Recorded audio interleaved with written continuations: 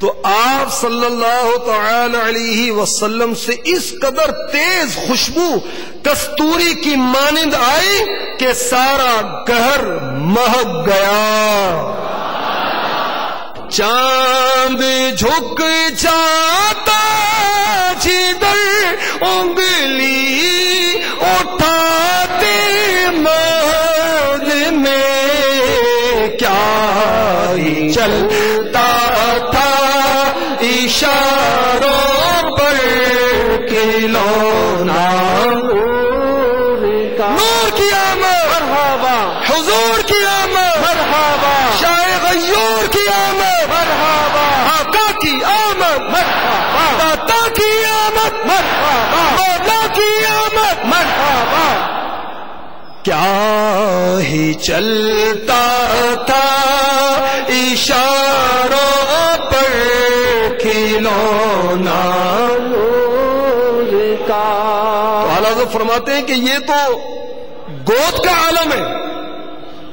عالم شباب کیسا ہوگا، جوانی کا عالم کیسا ہوگا.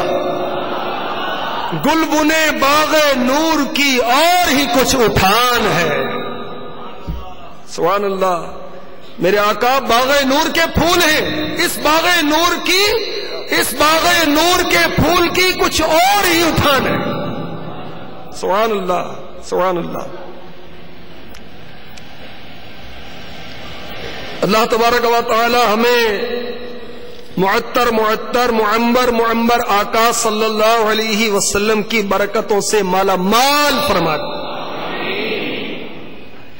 میرے آقا علیہ الصلوۃ والسلام کا پسینہ مبارکہ کائنات کی بہترین خوشبو، مگر اس کے باوجود ہمارے آقا علیہ الصلوۃ والسلام خوشبو استعمال کیا کرتے تھے. عطر لگانا سنت. چنانچہ شمائل رسول میں ہے ہمارے مدینے والے آقا مہکنے والے مصطفیٰ صلی اللہ علیہ وسلم کو عمدہ اور بہترین خوشبو بہت پسند آتی اور ناخوشگوار بو یعنی بدبو سے آپ نفرت فرماتے. ہمیشہ عمدہ خوشبو استعمال کرتے اور اسی کی دوسرے لوگوں کو بھی تلقین فرماتے. اب خوشبو کا تعلق دوسرے لوگوں سے بھی ہے نا. خود تو ہم سونگتے ہیں، دوسرے بھی سونگتے ہیں، جس کے پاس سے گزرتے ہیں، بیٹھتے ہیں، ملتے ہیں. تو ایسی خوشبو استعمال کریں کسی کو پریشانی نہ ہو. بعض وہ ایسی خوشبو استعمال کرتے ہیں، وہ تو شاید بڑے خوش ہوتے ہیں اس میں، مگر دیگر کو پریشانی ہو جاتی. تو اچھی خوشبو استعمال کرنا سنت. شمائل ترمذی میں ہے حضرت سیدنا انس بن مالک رضی اللہ تعالی عنہ فرماتے ہیں ہمارے معطر حضور انور صلی اللہ علیہ وسلم کے پاس خاص قسم کی خوشبو تھی جسے آپ استعمال فرماتے. آپ مشک سر اقدس کے مقدس بالوں اور داڑھی مبارک میں بھی لگاتے تھے. اور آج کل چونکہ دیسی خوشبوئیں نہیں ملتی، وہ کیمیکلز ہوتے ہیں نا، اس لیے بالوں میں لگانے میں احتیاط کرنی چاہیے، بلکہ جلد پر بھی لگانے میں احتیاط کرنی چاہیے، ورنہ اس کا ریئیکشن بھی ہو سکتا ہے. کپڑوں میں لگانے میں حرج نہیں. یہ بھی یاد رکھیے کہ خوشبو کا تحفہ قبول کرنا چاہیے. ہمارے آقا علیہ الصلوۃ والسلام خوشبو کا تحفہ رد نہ فرماتے، تکیہ رد نہ فرماتے، خوشبودار تیل اور دودھ بھی رد نہ فرماتے، کیونکہ یہ کم قیمت چیزیں. تو اس کی حکمت محدثین کرام نے یہ بیان کی کہ یہ اتنی قیمتی نہیں ہوتی، سستی چیزیں ہوتی ہیں، دینے والے پر بوجھ بھی نہیں ہوتا. تو قبول نہیں کریں گے تو دینے والے کا دل ٹوٹے گا، اس لیے اسے قبول کر لینا چاہیے. اور تکیے سے مراد ہے عارضی طور پر ٹیک لگانے کے لیے تکیہ دینا. ٹھیک ہے. مرد کو مردانہ خوشبو استعمال کرنی چاہیے.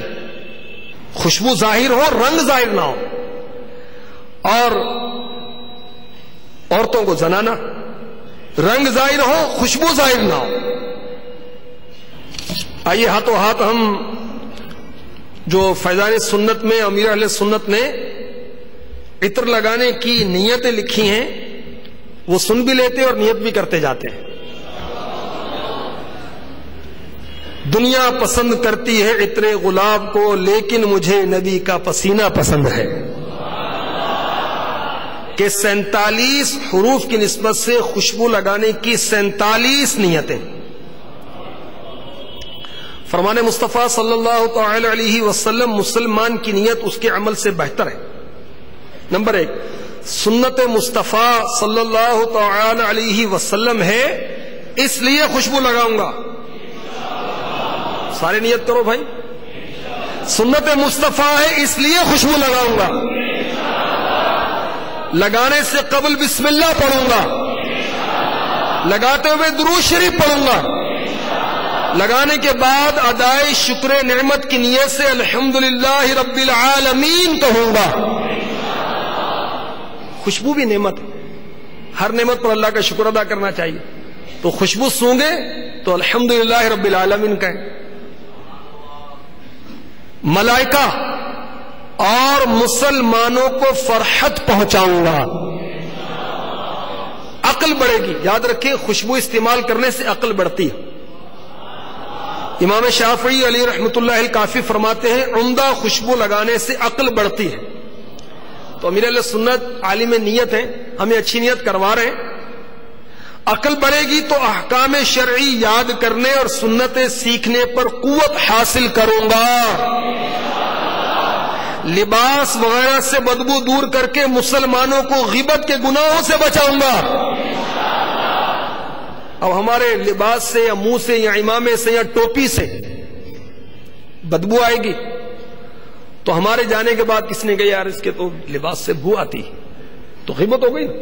امامے کا کہا یا ٹوپی کا کہا یا چادر کا کہا یا کپڑوں کا کہا یا بدن کا کہا. تو اگر ہم ایسا نہ کریں یعنی خوشبو لگا لیں تو مسلمان ہماری غیبت سے بچے رہیں گے. تو اس نیت سے بھی خوشبو لگائیں کہ مسلمان ہماری غیبت نہ کریں.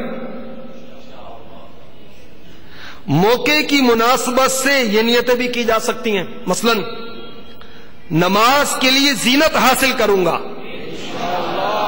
دعوت اسلامی کے مدنی ماحول میں ماشاءاللہ بہت سارے اسلامی بھائی نماز سے پہلے عطر لگاتے ہیں. بہت اچھی بات ہے.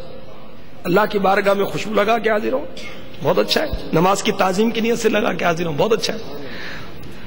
مسجد، نماز تہجد، جمعہ، پیر شریف، رمضان مبارک، عید الفطر، عید الاضحیٰ، شب میلاد، عید میلاد النبی، جلوس میلاد، شب معراج النبی، شب برات، 11ویں شریف، یوم رضا، درس قرآن و حدیث، تلاوت اور اوراد و وظائف، درود شریف، دینی کتابوں کا مطالعہ، تدریس علم دین، تعلیم علم دین، فتاوی نویسی، دینی کتب کی تصنیف و تالیف، سنت و بر اجتماع، اجتماع ذکر و نعت، قرآن خوانی، درس فیضان سنت، علاقہ دورہ برائے نیکی کی دعوت، سنت و برا بیان کرتے وقت عالم، ماں باپ، مومن صالح، پیر صاحب، منہ مبارک کی زیارت اور مزار شریف کی حاضری کے مواقع پر بھی تعظیم کی نیت سے خوشبو لگائی جا سکتی ہے.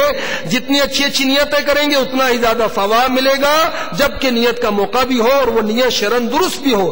زیادہ یاد نہ بھی رہے تو کم از کم 2-3 نیتیں کر ہی لینی چاہیے. اے ہمارے پیارے پیارے اللہ عز و جل، آج تک ہم سے جتنی بار بھی مسجد میں بدبو لے جانے کا گناہ ہوا اس سے توبہ کرتے ہیں اور یہ عزم کرتے ہیں آئندہ کبھی بھی مسجد میں کسی طرح کی بدبو نہیں لے جائیں گے. یا رب مصطفیٰ عز و جل و صلی اللہ تعالی علیہ وسلم ہمیں مساجد کو خوشبودار رکھنے کی سعادت دے. یا اللہ عز و جل ہمیں ہر طرح کی ظاہری باطنی بدبو سے پاک کر مسجد میں حاضری کی توفیق عطا فرما. یا اللہ عز و جل ہمیں خوشبودار سرکار صلی اللہ علیہ وسلم کے صدقے گناہوں کی بدبو سے نجات عطا فرما. خوشبو سے مہکتی ہوئی جنت الفردوس میں اپنے معطر محبوب صلی اللہ تعالی علیہ وسلم کا پروس نصیب فرما.